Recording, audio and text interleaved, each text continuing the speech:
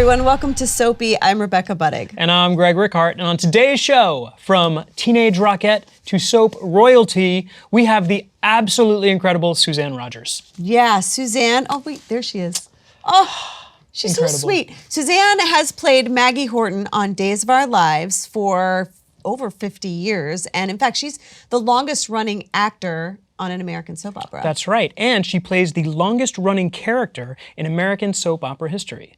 The role of Maggie Horton, she originated in 1973 on Days of Our Lives on NBC at the request of legendary soap creators Bill Bell and Betty Corday. So crazy. I know. But of course now you can watch Days of Our Lives on Peacock. Thank you, Becky Jo. My residuals and I appreciate you. Correct, and we would be remiss to not mention that Suzanne was also the very first recipient of the Daytime Emmy Award for Outstanding Supporting Actress in 1979, and now, of course, is a member of the coveted Emmys Gold Circle. Yeah. Greg, do you think we'll ever get a Gold Circle? Becky Jo, I'm just going for copper. I don't know about you. It's a really dull medal.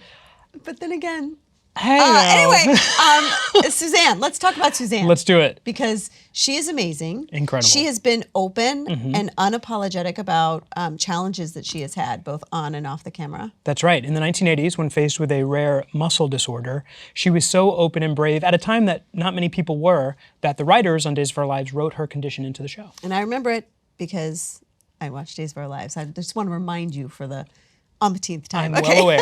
We are so excited to have Days of Our Lives icon Suzanne Rogers join us here at Soapy. We'll be back in a minute. Yay!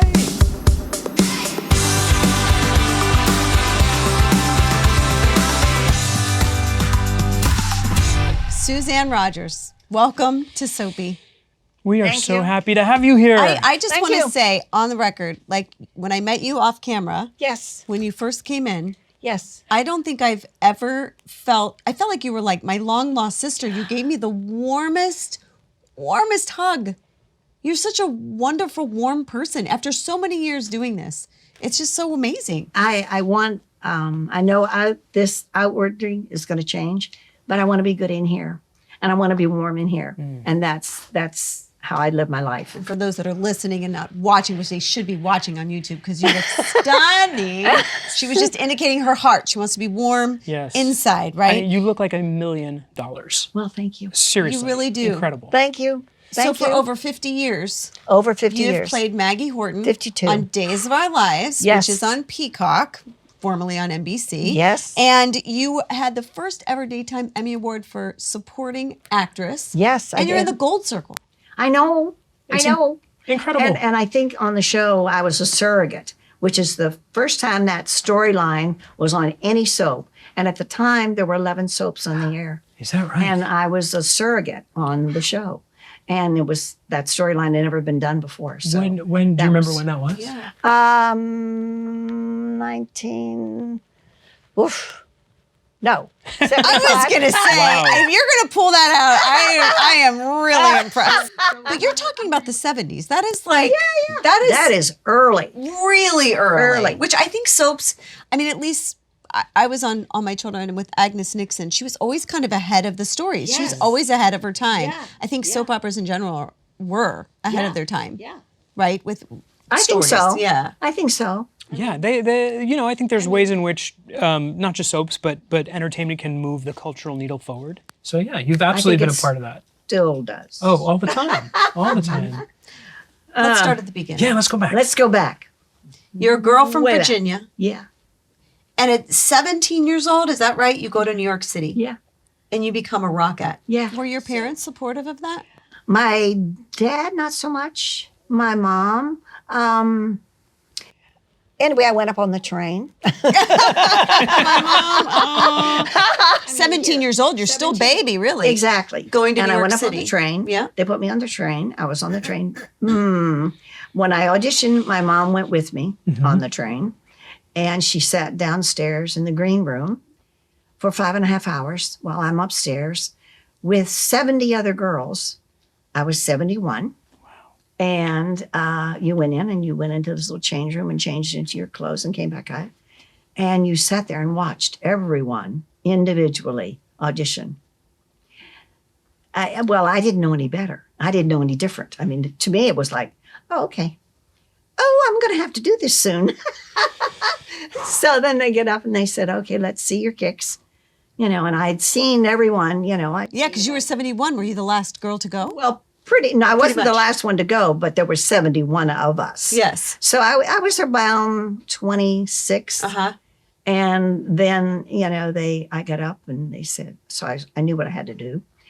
And so when I got to when it was all finished, the leader, Russell Rikaart, he said, your left leg is not as high as your right.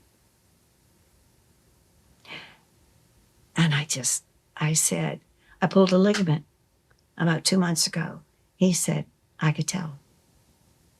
He said, you got to work on that. He said, but not right now. He said, it needs to heal properly. And I said, okay. So I went and changed clothes, came back out, sat down and watched everybody else. And then they started at the end and they came down the road. And it was like, I don't know how many, anyway, the girls, there were so many girls that were dark hair and they wanted blondes. He had a thing for blondes. It was the bane of my existence. Anyway. And you were red. And I was a redhead. Yeah. And I thought, oh my God, my parents will kill me. First I don't want me to do this, and now they're asking me to be a blonde. So he came up and they looked at this list and he said, your hair. And I must have done that. And he said, it's too long. It has to either go to your shoulders or go up in a French twist. I mean, is that, that's one of the things. And I said, okay. And he said, you got to work on that left leg. And he went on down to the next one and went on down. Okay, fine. I go downstairs. My mom's saying the rosary. Oh my God. And I said, I don't know if I got it. I said, I think I did, but I don't know. Did you feel like, was he paying as careful attention and giving those same kinds of notes to the other girls? It was more so. Yeah. See, I was thin, tall, red hair, had a green leotard on with green tights. The Irish, if you know what I mean, and silver tap shoes. Oh, God. Anyway. I want to see a photo of this. I mean, we were talking about Suzanne Rogers' audition for the Rockettes, and she's wearing green on green and silver shoes. Do you have any of those old photos? I don't have any photos of that. Okay. But, this year is the 100th anniversary of Radio City Music Hall. Are you going to go? Well, they know I'm a member of the Rockette Society, so I don't know. It all depends. Oh, that'd be so amazing. Yeah. That is so cool. You were, I feel And like I'm going to wear a dress because legs are the whole thing with Rockettes. Yeah. Okay, wait. So you go downstairs. Your mom's playing. It's the moms. Praying the And I rosary. said, there's, we don't know. I don't know. There's 71 of us up there, and they told each one of us to work on certain things. And I said, so that's it. So she said, okay, well, let's go. So we get back on the train and we go back to Virginia. So this was in March, and I graduated June the 6th, and I got a telegram to come to Radio City. And that's all it said, come to Radio City Music Hall, and I went there and I walked in, and there were 24 other girls there and me.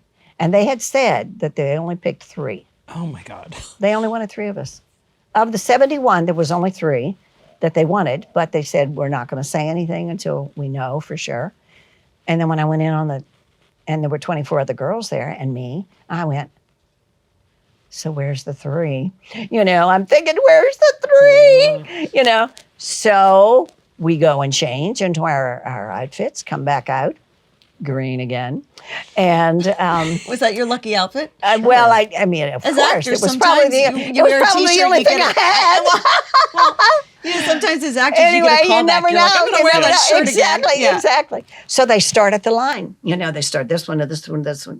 Did you lose the weight? Because most of it was losing the weight, and they told me to drink milkshakes. This was the things when we were back there. So when I got there, he said, when he got to me, he said, okay. He said, let me see your kicks. Was your hair shorter? No. because I didn't know. Sure. Because we didn't know what it was. That's an easy fix. So I got up and I did the kicks, and then I did the fan kicks. Kicks are the straight kicks right in front of your eye. Fan kicks are, you do this. Circle, Fan like kick. you make a circle with your leg. So he said, okay. I said, okay. He said, go change. So I go change. Well, that's all that was said to me.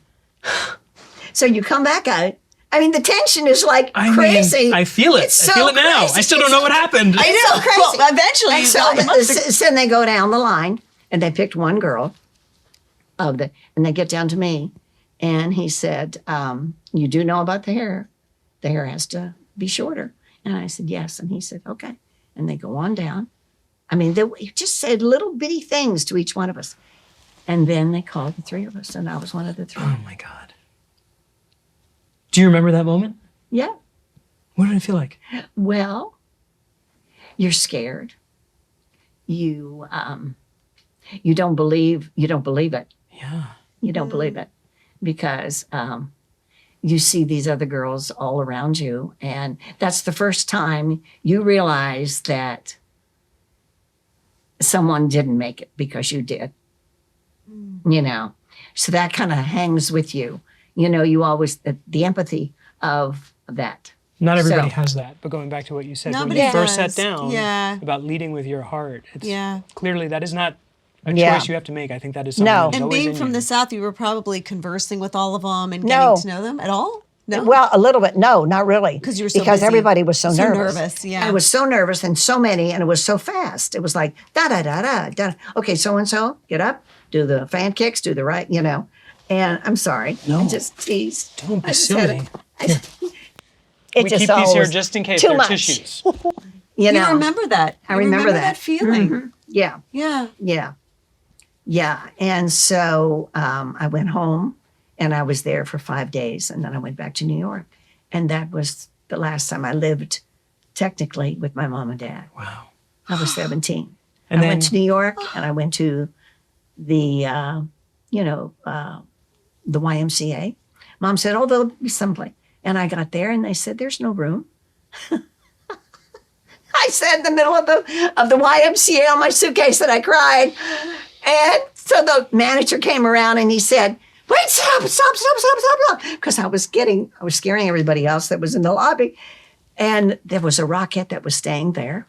And they just rolled a cot into her room. Wow. And she said it was okay. And I stayed there for a week while they rehearsed. And then they said, okay, go home. And I said, what do you mean go home? They said, well, this show is not ready to go on yet. See, the show, they had a movie and they had a show. That was the whole thing about the Rockettes. If the movie was 2 hours long, then the show was only an hour long. If the movie was only an hour and a half long, then the show was an hour and a half long. So I didn't know any of this. So I get back on the train and it just goes on and on and on. So anyway. You went back on the train, went home? I went back on the train and went home. And then they called me and they said, come back to New York. Come back to New York. So when did you Like at this finally point, say, they're just messing with you. when did you finally say, I'm going to get an apartment? Let me tell you what they did. When you you work 7 days a week. Wow. Hello? 7 days a week for 7 weeks, for 5 weeks straight. Yikes. And then they said, you have a week off. And I go, oh, that's not so bad. Okay, fine. That week off, you leave on a Wednesday night. You have to call Sunday, wherever it is you are in the United States, and you ask for yourself. And then they get on the phone and they say, oh, she's not due back until Tuesday at 7. That's how you knew when to be back. And that's when I knew when to be back. Oh my God. So This is crazy. this was what they did. Wow. This was it. So, you don't mind when you're 17 and you're getting paid for something you've done all your life for nothing. And when the curtain went up, the very first time the curtain went up, I just remember smiling. And it's huge. 6,200 people. Oh my God. I mean, it's huge. It's enormous. And I wore red satin with white fur on it. And I thought this was like a Christmas thing. I was about to say it must have been the Christmas show. And it was a white muff. So you had the muff, but I'm telling you, It was wonderful. I It can was just wonderful imagine. and exciting and nerve-wracking, and you couldn't have asked for anything more at 17 years old. Now you're at the Rockettes, and then you Okay. go on to Broadway. And when is it that you decide Well, you're let me going to tell stay? you. All right, there was a movie theater right inside of Radio City for just the actors, the dancers or whatever. They could go and watch a movie, and there was in the rehearsal. Yeah, yeah. Wow. It was tiny. It wasn't. It was about the size of this room, Okay. but it was great. I mean, you were like, whoa. You thought, I've made it. Anyway. You feel special. Anyway, You have your own on my little way theater. back, I went by the rehearsal hall that I auditioned in, and I heard somebody playing the piano. And I opened the door and I looked in, and it was just, So anyway, I thought, So I thought, okay, I'm just going to go in there and do my little thing, One of these days, I won't go to the movie. I'll just go in there. And so somebody opened the door while I was in there one day. I was singing and dancing, and this girl said, she was one of the singers on the show. She said, you should do Broadway. And I said, what? And they said, well, you're a singer. And I said, yeah. And they said, yeah, you really should do Broadway. You've got to get out of here. And I Triple said, threat. what? And that was it. And she said, you got to buy the paper. It's called The Variety, and you have to get that, and it'll show the auditions. So I started buying The Variety and hiding them. They didn't want you leaving. Oh. They had put all this time on you and got you precision with all the rest of the girls and your height and whatever. And they didn't want you going anywhere. And what year is this, by the way? Okay, I went up there in 73. No, you got on days no, in 73. no. 61. Okay, wait. And are you 73, I went on the show, Days of Our Lives. 61. And do they Yeah. have you signed? Are you signed to a contract? Yeah, But it's not exclusive. no. Aha. No, so anyway, I kept buying. I'd go into the bathroom and I'd open up the Variety and I'd look for the auditions. Well, all the auditions were like in the morning. Well, we had shows. During Christmas and Easter, we did 5 shows. We started at 9 in the morning, and the last show was at 9 at night.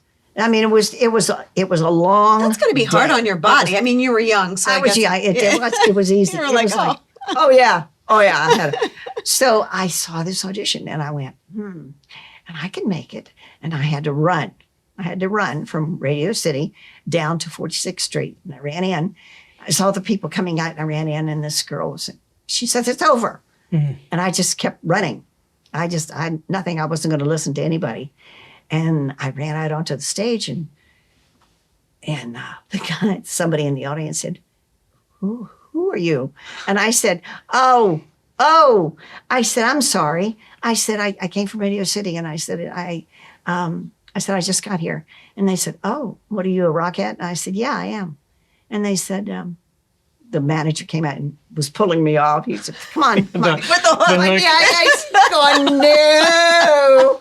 hilarious. And I said, as soon as I could get here. And I said, I just finished the show at 3:00, and it's as soon as I could get here. And he said, okay. He said, let it go on out. So I came out, and the choreographer was next to him, and he said he had his people, he had his girls.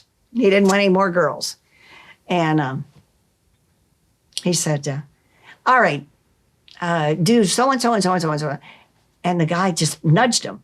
He said, get up there. And so the choreographer got up. He made it very clear that he didn't want me. I wasn't one of his little ballerinas. I was tall and thin, and I wasn't a ballerina. And so I got up there, and I did all the steps that he said. And he said, I'm going to do a shoulder lift. That's lift you up and put you up on his shoulder. I had never done a shoulder lift. I mean, there were no boys in my dancing school. So I didn't even know. Oh, and I looked at him, and he was like 6 feet, and I'm like, so I prepare and I jump, and he jumps and he lifts. He thinks I'm going to be heavy, and he lifts, and all of a sudden he has my knees. I'm down his back. No. I'm down his back. He says, oh, for God's sakes. He said, I said, just let my knees go. So I did a walkover, which was And he said, okay, all right. I impressed him that I was so light. Yeah. And I helped. Yeah. Because most of the girls are like, okay, just lift me, you know. And I wasn't. I was really I know what you're... So he liked it. So Biff Liff was the guy that nudged him to get up there. He said, well, you have to sing something. And I said, I don't have any music. And he said, well, you got to sing something. And so my last number in my dancing school was Honey Bun from South Pacific. Oh, okay. And I said, he said, well, I said, I can sing something. And so the guy on the piano was standing. He said, what key? And I said, I don't know. just play something. The key that it's in everywhere. Follow my lead. Sounds good. Yeah. So I did it, and I did it, you know, and he said, okay. And so then he said, we'd like for you to read something. And I said, oh, I can't read. I'm dyslexic. I can't read. I didn't know I was dyslexic, but I said, I'm not a good reader.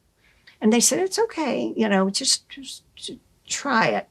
And so the stage manager was reading with me, and I was just kind of silly, you know, and that was the girl. Leslie Ann Warren played the girl, and I was her understudy. Wow. And that was Snooky in 110 of the Shade. That's incredible. That's an amazing story. And so then you left the Rockettes. I left the Rockettes. And spent how many years then staying in New York before you were like, I need to be in LA now? I didn't get days until 1973. So it was about 10 years. And were you in New York that whole time? Yeah, I was Did you book Days of Our Lives in New York? No, I came out here. Okay. But the first Broadway musical I did in New York was Hallelujah Baby, which was Leslie Uggams and Robert Hooks. And it was... you worked with Katharine Hepburn, didn't you? And I worked with That was what the was last... that like? What show was that? That was Coco. That Okay. was Coco Chanel. It was a life of her. It was her life. And Frederick Bresson was the director. And it was... She was tough. She had Parkinson's, and nobody knew about it. Oh. So she was hard. It was hard to, you know. And she didn't want anybody standing in the wings. And I was this understudy to the ingenue in the show. And I stood and had to wrap myself up in the curtain and watch to see what she was doing, because I was in all the numbers. I couldn't go out front and sit and watch this girl. I had to, you know. And I had 11 wardrobe changes. I was busy. I was a busy girl. Yeah. She wanted me to go on tour with her, and I didn't. She asked me to come over to her house. Who is this, Katharine Hepburn? Katharine Hepburn. Wow. And I went over there, and she wanted to give me all these. She said, now you got to read that line this way, and you got to read that line this way. And I said, no. Okay, wait, time out. Coco was Katharine Hepburn's only musical, right? Yes. Did she sing? No. But she was telling you how to act. Yes. So she had you over to her house. Over to her house. And she was telling you how to say lines. Yeah. Well, see, I was the understudy to the ingenue, and the ingenue wasn't going to go on the tour. And and the tour was coming to LA. I see. And she wanted it she said she heard a Southern accent in my voice. So I guess that started it. And then she said, well, and I want you to say this. And I said, no. I said, wait. I said, you want Gail. You don't want me. And I said, you know, that's what you should wait and get Gail. And Gail was the girl that was doing it on the stage. Yeah. And so I got in a cab and went. A cab now. I mean, I never took cabs, but I got in a cab and I went home, and the phone rang, and it was my agent. He said, "You sent me over Katharine Hepburn." I said, "Well, she was trying to give me line readings, and I just not, you know." And they said, "Oh God." And they said, "Well, I mean, I'm sure I can get this straightened out." I said, "No. It's not going to work.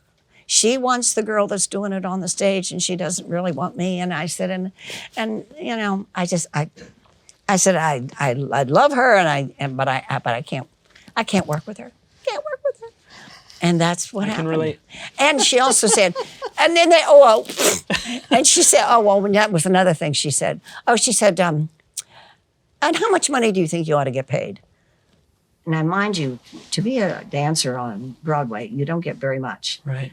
So I think I was, because I had the little, I had 11 costume change. So I was in a lot of numbers. So I think I was not making too much. Anyway, I said, well, I think I deserve $500. And I knew that's what Gail was making. Now, is that $500 a week? A week. Okay. And that was for tour. And you always made more on tour because you had to pay for another apartment and you had to keep your apartment in New York. Right. So you had to make more. You made more money. She said, well, I don't think you're worth $500. I said, well, I do. And that was the end of that. Incredible. Oh my God. Love it. Also, no it's the most powerful thing you can say. Yeah, I mean, especially to Katharine Hepburn. I love that you knew your self-worth. I love that you had that confidence at such a young age. And I didn't know. I don't think I knew I was. But I knew. Katharine Hepburn, I knew I was good. Yeah. And I knew I was good. That's And when confidence. she said, you're not worth that, and I went, I am. How do we get to LA? Oh, well. I did audition for a show in New York called Follies. Uh-huh. And it was about a theater that was being torn down, which was the Winter Garden at the time. And I had been on the road doing this tour of these industrial shows. And Michael Bennett was having the audition, and I couldn't get back in time for the audition. So there was a message on my machine saying, well, you didn't make it back. I guess you didn't want to do it. Well, of course I wanted to do it, but I couldn't fly in from Texas to New York in time to get to the 10 o'clock audition. Then Michael's assistant called and said, why weren't you there? And I said, I couldn't get there in time. I said, and I can't show up for Michael at 10 o'clock in the morning and not having gotten in till 1 o'clock that morning. He said, no, you couldn't. And he said, well, you do want to do the show, don't you? And I said, yes, I do. And he said, okay. And that was, I didn't know what I didn't know where I was at that point. And I'm going, I'm not going to get to do this show. And then I got a call from him the next day, and he said, 3 girls dropped out. And I said, and he said, and you have to come down to the Mark Hellinger Theater, and you have to come down to the Mark Hellinger Theater. And I said, what time? And the next day I walked into the Mark Hellinger Theater, and I walked out on the stage. Now, mind you, they were already hearing the singers. I mean, they were singers. And I walked in, and they said, come out to the center of the stage. And I'm thinking to myself, I'm standing in front of all these singers. And they said, okay. I didn't know Katharine Hepburn was in the audience. They said, we want to hear you sing the last 8 bars of If I Loved You, which is like one of the hardest songs to sing, and in front of all these singers. And I'm thinking, oh, God. And I see, yeah, I know it. And I said, I know it. And they said, well, let's, and I sang the best I could and everything. And they said, okay, you can go off and stand on. And I said, I went off, and this came up on the stage, Michael's assistant, and said, you're starting on Monday at 10 o'clock. Wow. That was it. But they turned to Katharine Hepburn, which I found out later, and said, she looks a lot like you when you were young. Oh, I'm sure she loved that. I'm sure she loved that.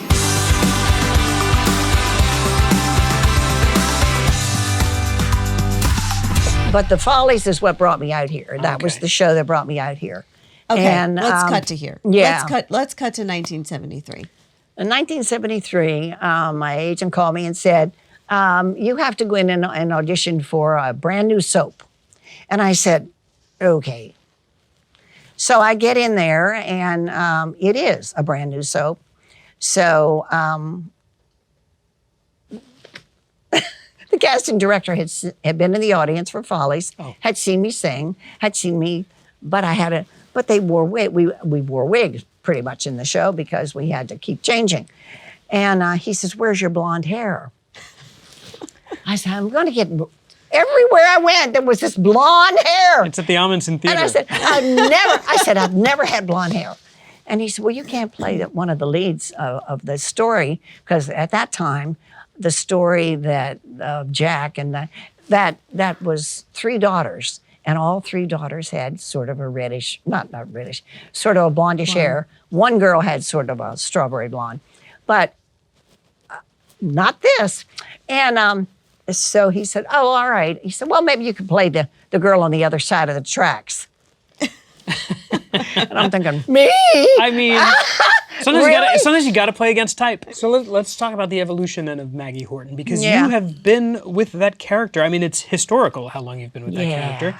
But, and Rebecca and I have sort of commented on having worked in this genre for as long as we both have, to go from, but for you, you were ingenue, you were a vixen, you've been matriarch, you've been a ghost. I mean, that is like, and I also always say a ghost. Nobody ever sort of, I don't know, hands you a reminder saying, oh yeah, you're graduating to this role now, and it's still the same role, but now you have these responsibilities versus those, and we sort of have to take our own cues. And in the middle of all that, they went through a phase where they weren't going to give anybody over 35 things to do. Right. So here I went from doing a lot of stuff, and winning, the very first Outstanding Supporting Actress Daytime Emmy And Award. so it was like, then all of a sudden it was like dwindled down to kind of nothing, and I'm like going, whoa, It's an adjustment. I find that I started off young, and then it's all evolved, and it's a weird thing. You age in life, and for me, aging in life is fine. But When it you're on catches camera, up. It catches up to you in weird ways. Like I had a moment when I realized that I was the young guy. Yes. Right. And then I had a moment where I realized that the young kids on the show are calling me Mr. Stark, and I'm like, oh, I'm that guy now. And then that's a different responsibility, and But it's it's great. It beats not making that evolution, right? Not being, hello, Mr. Stark. But how did you handle that as a woman? Because as women, I think we have a lot of societal pressure to look a certain way, and you start to go, oh, I have more wrinkles, or you get more what happened self-aware. was I got sick. You did get sick. We want to talk about that. This was the first thing. This was the first inkling of things not. I guess things in my life had been easy. I don't know. Not necessarily at home, but as I got into the theater and stuff, things got rarely. And then all of a sudden it was changing. And I was going through a divorce. And the show was acting like that. Like putting you on the back burner. You weren't enough. Yeah, you weren't enough. And so I was like looking around for like something. And I didn't know how to do anything. I mean, I could be a waitress, or I could, whatever, but not out here. I mean, New York is more places to be waitress. Anyway, there were 3 things that were going on at the same time. And all of a sudden, I got to a point where I woke up one morning and I went into the bathroom, and one side of my face had fallen. And it just went from bad to worse. It went from one side one day, the next side the other day. I got to a point where I couldn't brush my teeth because it was a bizarre myasthenia gravis. They talk about it now on commercials and stuff. Which is the name of the disorder. Myasthenia gravis, yeah. Myasthenia gravis. And I didn't know what it was. And one of the girls on the show took me to see her doctors because she I didn't know, had MS, and I didn't know it. She hadn't told me. It was just like me. I wasn't ready to spill the beans yet. And so she took me to see this doctor at UCLA. And he said, you've got myasthenia gravis. And I said, okay, all right, give me some pills and get me through this, because that's what I thought it was. And he said, it's not that simple. Isn't it an autoimmune disorder? It's an autoimmune, like the T cells in your body. tell your T cells tell you to speak, tell you to smile, tell you to swallow, tell you to eat, tell you to. The T cells tell you what to do, and they stop working. For some reason, they don't work. Well, stress, I'm sure, was not helping. Yes, none of that was helping. Yeah, that was one of the main things. My question is then, how do you go to work and hide that? How do you go to work with those things going on? Well, what happened was, it was at that time, scripts were, I mean, you were on like a so and so many bases, and you were like 26 weeks, and then you had whatever. And I was at a point where I could have left. So I said I was not feeling that I wanted to get out and do other things. But I wasn't. What I was doing was going to see doctors. I had seen like nine doctors had said yes, this, no. Well, it's not MS. And I said, okay, well, what is it? And then that's kind of what was going on. And for a year, I was off the show, but I was also on prednisone. And prednisone is one of these diseases. It's a miracle drug. Yeah. But it's called moon face for a reason. Your face gets hugely You really big, swell up. and you also grow around the middle. So Al Honorado, we had producers on the show that called me and said, we'd like for you to come back. I said, well, I don't look the same. I really don't look the same. The first day I saw myself on camera, I cried and turned off the camera because it looked like I was looking at somebody that I didn't know. Right. Because you really don't see yourself in a mirror, but on a camera when you're, anyway. Anyway, to make a long story short, I was glad that they asked me to come back, but I told them, that things were different, that I looked different. And then they decided to write that storyline in the show. And I said, well, only if it's a happy ending, because I'm going to get through this. Yeah. I'm going to get through this. And some of the ladies didn't, they weren't very nice, at the time. And it was And this is the crazy. 80s we're talking about, right? Yeah. Because I watched the show during this time. Yeah. And I remember that. It was You remember that storyline? I do. I remember like Michael Weiss, her my facial wife, features and were things different. were different. Yes. Yes. And I mean, it was like, well, smile already, and things weren't working properly, or why are you losing your hair and stuff like that. I mean, comments that really amazing. Instead of being supportive, and they weren't. And to this day, I nix certain people from my life. That's a smart thing. That's. But the show overall was supportive. But they were wonderful. They were wonderful. They absolutely said yes. That's what we want. We want it to be a positive thing. And Michael Weiss played the doctor at the time, and he, We talk a lot about how when you're on a soap for so many years, Yeah. and it's year round, Yeah. it really does become your second family. Absolutely. My family was in Virginia. Yeah. So Virginia, North Carolina, and here I am in California by myself.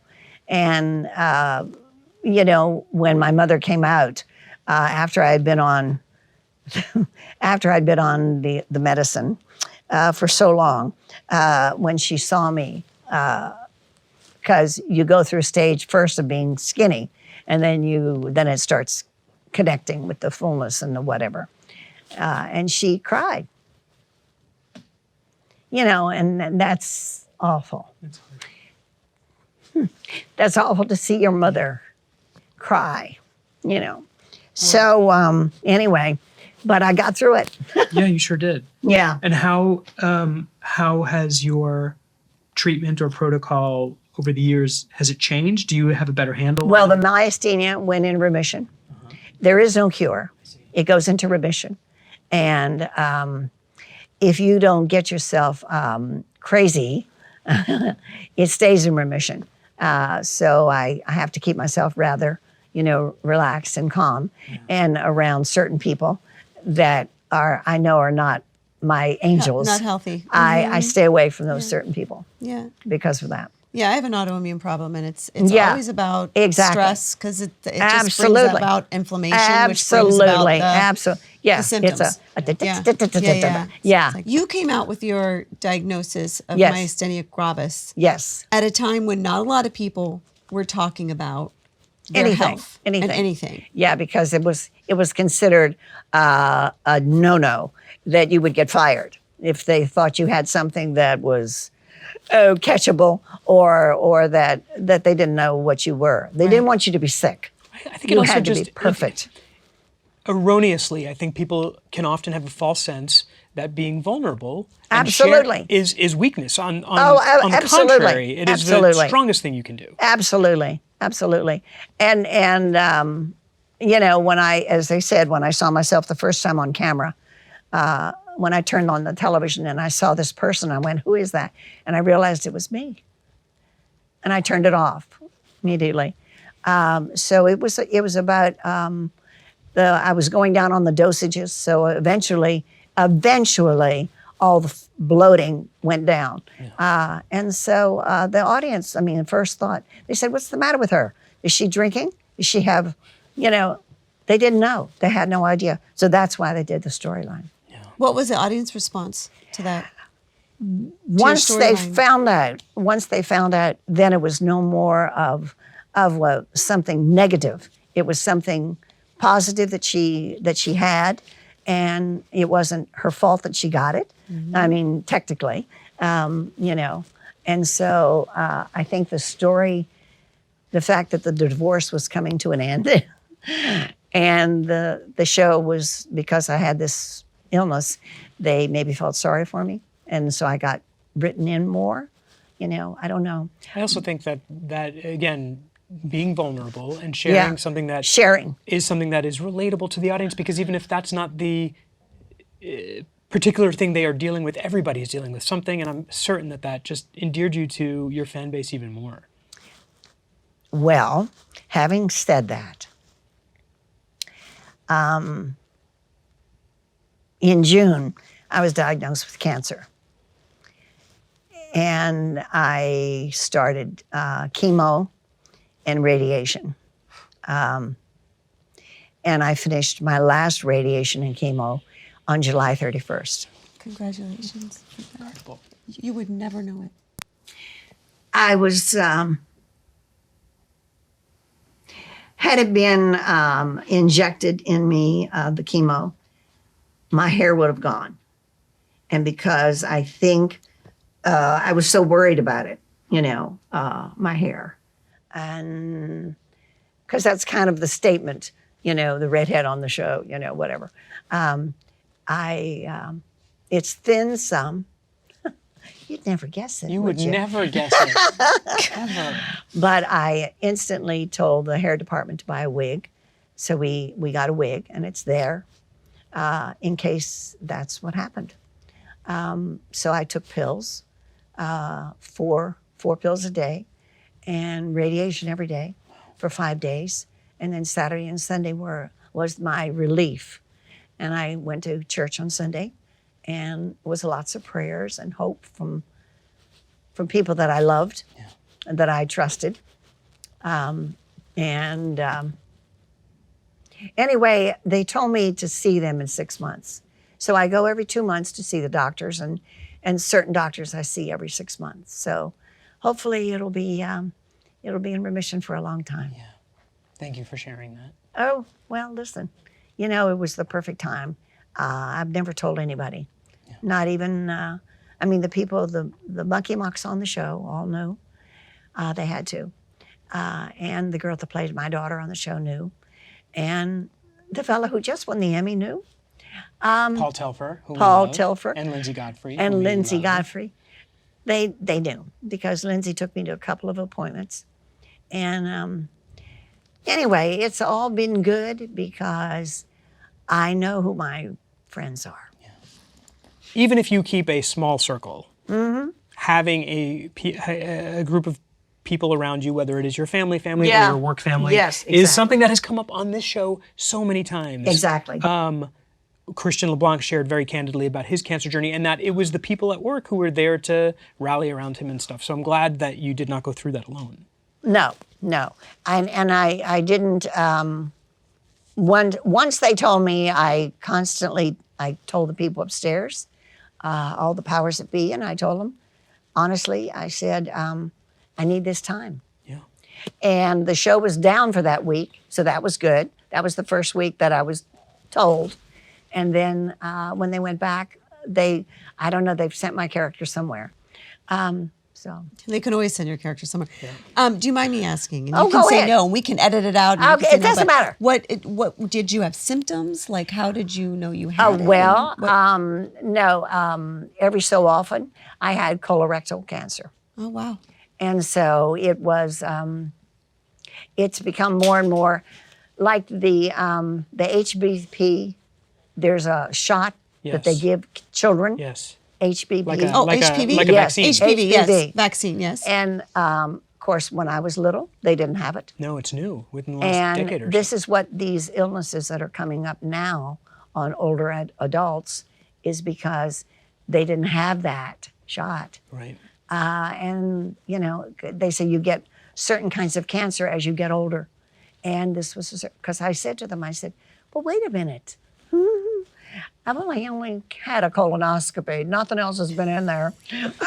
Anyway. So, I'm sorry. am deceased. I couldn't resist. Oh my God. I mean, oh my God. I mean, I that was die a all I happy could. person. I mean, That's amazing. and, you know, I said, how did I get it? Yeah. You know, I just, you know, did a bug crawl in? I mean, tell me. So anyway, I mean, just let me know. And they said, no. I mean, it could be hereditary, but no, it probably is the HPV. And I said, well, it wasn't around when I was little. Yeah. And they said, yeah, but that's why it's so important for kids, Yeah. you know, to get that shot. Because it's as they get older in life, little things pop up. And to get screened on the regular. And get screened, yes, absolutely. So, because I had my colonoscopies and everything had been fine. So I just couldn't understand what was going on. Yeah. So anyway, All right.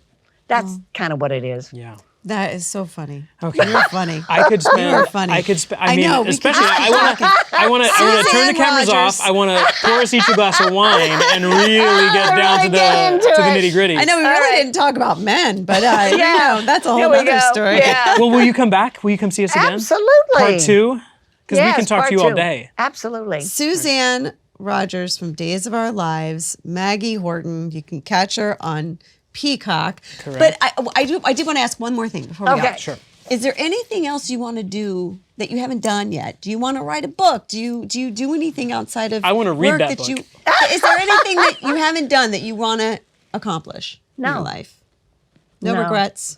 No, when you get something like this, you know, whatever comes your way, that's a punch in the gut. You realize how lucky you are that you're still alive at the end of it. Yeah. And I'm so happy that I'm sitting here with the two of you. We are thrilled, and you grow. I think during the hard times, and Oh, just keep thriving. definitely, My love. definitely. Just keep thriving. Thank you You so much know. for coming here. Oh, All my right, you can pleasure. watch Suzanne, you can watch me on Days of Our Lives on Yay. Peacock, and you can watch all of us on the CBS YouTube channel, on Audible, or wherever you get your podcasts. Thank you so much for joining us, and we will see you next time. Bye. Bye.